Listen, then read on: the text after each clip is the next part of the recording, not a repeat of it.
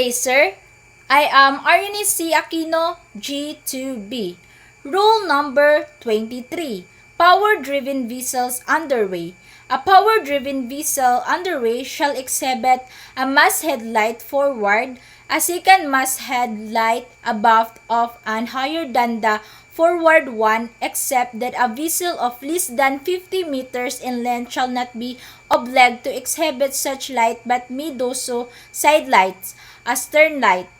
An air cushion vessel when operating in the non-displacement mode shall, in addition to the lights prescribed in paragraph A of this rule, exhibit an all-round flashing yellow light, a wig or WIG crop only when taking off, landing, and in flight near the surface shall, in addition to the lights prescribed in paragraph A of this rule, exhibit a high-intensity all-round flashing red light.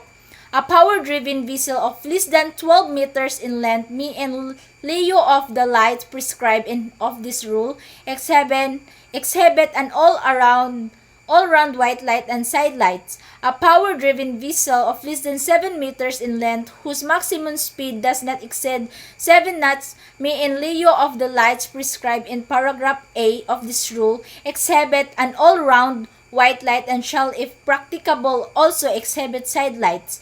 The masthead light or all-round white light on a power-driven vessel of less than 12 meters in length may be displaced from the fore and aft center line of the vessel if the center line fitting is not practicable, provided that the side lights are combined in one lantern which shall be carried on the fore and aft center line of the vessel or located as nearly as practicable in the same fore and aft line as the masthead light or the all-round white light.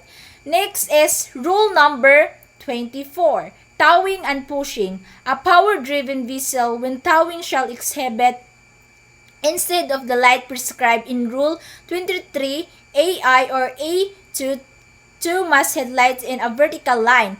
When the length of the tow measuring from the stern of the towing vessel to the after end of the tow exceeds 200 meters, three such lights in a vertical line, side lights, a stern light, a towing light in a vertical line above the stern light when the length of the tow exceeds 200 meters, a diamond shape where it can be best be seen.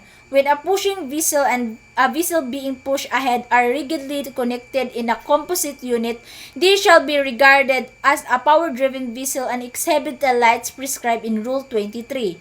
A power-driven vessel when pushing ahead or towing alongside, except in the case of the composite unit, shall exhibit, instead of the light prescribed in Rule 23A1 or A2, two masthead lights in a vertical line, side lights, a stern light.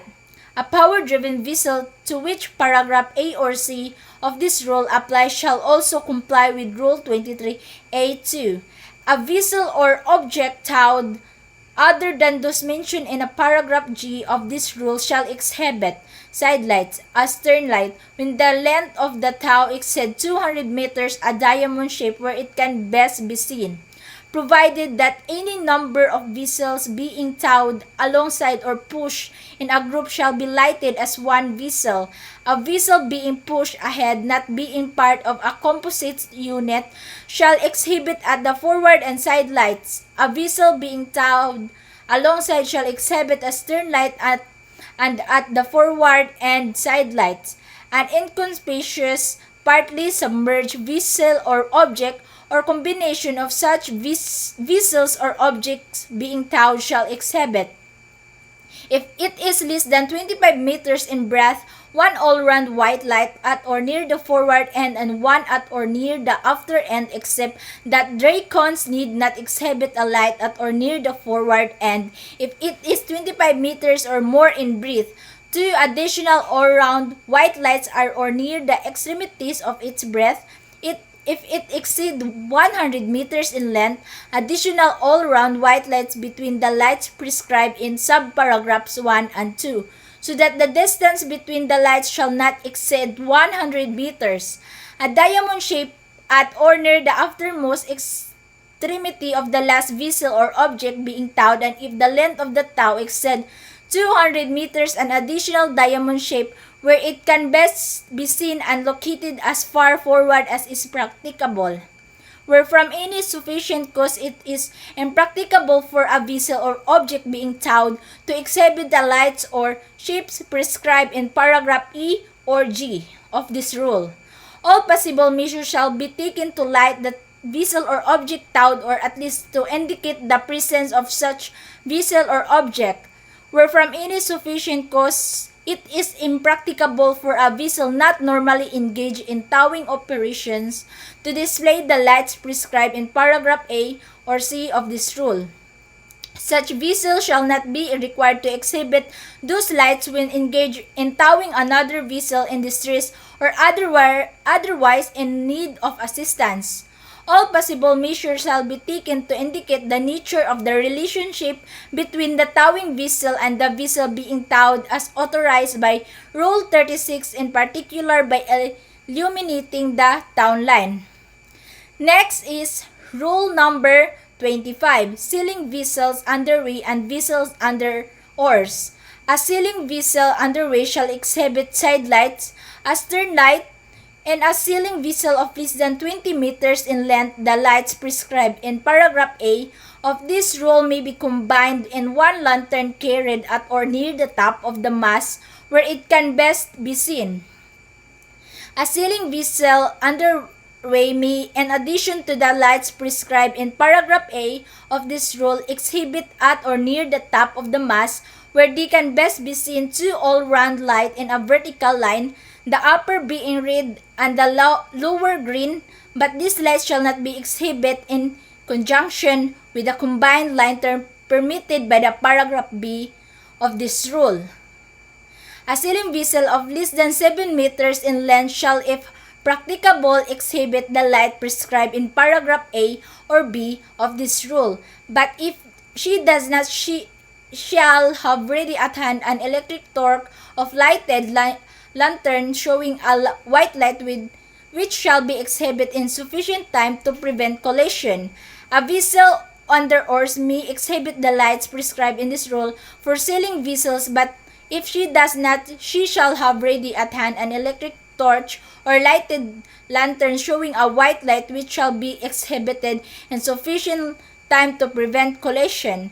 A vessel proceeding under a sail when also being propelled by machinery shall exhibit forward where it can best be seen a conical shape apex downward.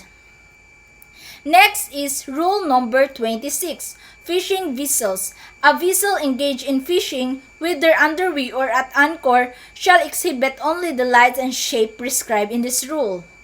A vessel when engaged in trolling, by which is meant the dragging through the water of a dredge, net, or the other apparatus used as a fishing appliance shall exhibit two all-round lights in a vertical line, the upper being green and the lower white, or a shape consisting of two cones with their apexes together in a vertical line, one above the other. A masthead light above of higher than the all-round green light. A vessel of less than 50 meters in length shall not be obliged to exhibit such a light, but may do so. When making way through the water, in addition to the lights prescribed in this paragraph, side lights and stern light. A vessel engaged in fishing other than trolling shall exhibit two all-round lights in a vertical line, the upper being red and the lower white, or a shape consisting of two cones with apexes together in a vertical line, one above the other, when there is outlying gear extending more than 150 meters horizontally from the vessel, in all round white light or a cone apex upwards in the direction of the gear when making way through the water, in addition to the lights prescribed in this paragraph, side lights and a stern light. The additional signals described in Annex 2 to these regulations apply to a vessel engaged in fishing in close proximity to other vessels engaged in fishing. A vessel when not engaged in fishing shall not exhibit the lights or shapes prescribed in this rule, but only those prescribed for a vessel of her length. Next is rule number 27. Vessels not under command or restricted in their ability to maneuver. A vessel not under command shall exhibit two or round red lights in a vertical line where they can best be seen two balls or similar shapes, and a vertical line where they can best be seen when making way through the water, in addition to the lights prescribed in this paragraph. Side lights and a stern light, a vessel restricted in her ability to maneuver, except a vessel engaged in mine clearance operations, shall exhibit three all-round lights in a vertical line where they can best be seen. The highest and lowest of these lights shall be red, and the middle light shall be white. Three ships in a vertical line where they can best be seen. The highest and lowest of these ships shall be balls, and the middle one a diamond. When making way through the water, a masthead light or lights, side lights, and a stern light in addition to the lights prescribed in subparagraph 1. When at anchor, in addition to the lights or ships prescribed in subparagraphs 1 and 2, the lights or ship prescribed in Rule 30.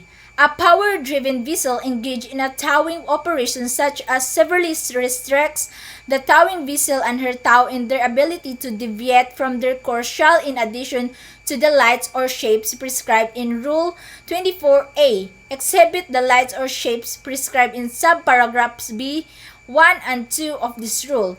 A vessel engaged in dredging or underwater operation when restricted in her ability to maneuver shall exhibit the lights and shapes prescribed in subparagraphs B, 1, 2, and 3 of these rules, and shall, in addition, when an obstruction exists, exhibit two all-round red lights or two balls in a vertical line to indicate the side on which the obstruction exists, two all-round green lights or two diamonds in a vertical line to indicate the side on which another vessel may pass when at anchor, the lights or shapes prescribed in this paragraph instead of the lights or shape prescribed in Rule 30. Whenever the size of a vessel engaged in diving operation makes it impracticable to exhibit all lights and shape prescribed in paragraph D of this rule, the following shall be exhibit three all-round lights in a vertical line where they can best be seen.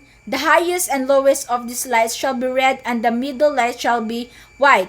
A rigged replica of the International Code Flag A, not less than 1 meter in height, measures shall be taken to ensure its all-round visibility. A vessel engaged in mine clearance operation shall, in addition to the lights prescribed for a power-driven vessels in Rule 23, or to the light or shape prescribed for a vessel at anchor in Rule 30 as appropriate, exhibit three all-round green lights or three balls. One of these lights or shapes shall be exhibited near the foremast head and one at each end of the foreyard.